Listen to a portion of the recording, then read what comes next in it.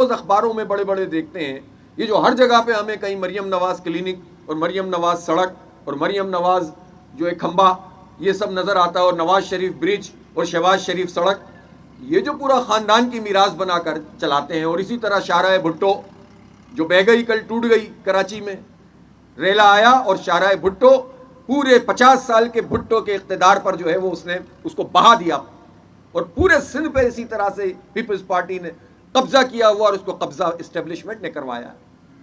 تو آپ یہ دیکھیں کہ جو تماشا پاکستان کے ساتھ یہ خاندان اور میراث سمجھ کر کرتے ہیں، بادشاہوں کی طرح اپنے ناموں سے چیزیں کرتے ہیں، یہ کسی صورت میں بھی قابل قبول نہیں ہے۔ لوگوں کو اس پر بیدار ہونا پڑے گا اپنے حق کے لیے۔ یہ ہمارا حق ہے، یہ ہمارے پیسے ہیں، یہ ہمارے ٹیکسوں کے پیسے ہیں، ہمیں جواب دینا پڑے گا۔ یہ آئی پی پیز مافیا کو 1.5 سے 2,000 ارب روپے بغیر بجلی بنانے کے کیوں دیے جاتے ہیں؟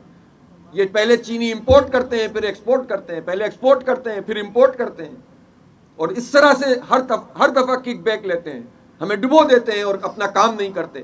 یہ محمد والا جو ہیڈ ہے، اس کا تو برج بڑا کیا جا سکتا تھا نا، کتنی تباہی بچ جاتی اس سے، کتنے لوگوں کی معیشت خراب نہیں ہوتی، کتنے لوگ جو ہیں وہ رلنے سے بچ جاتے۔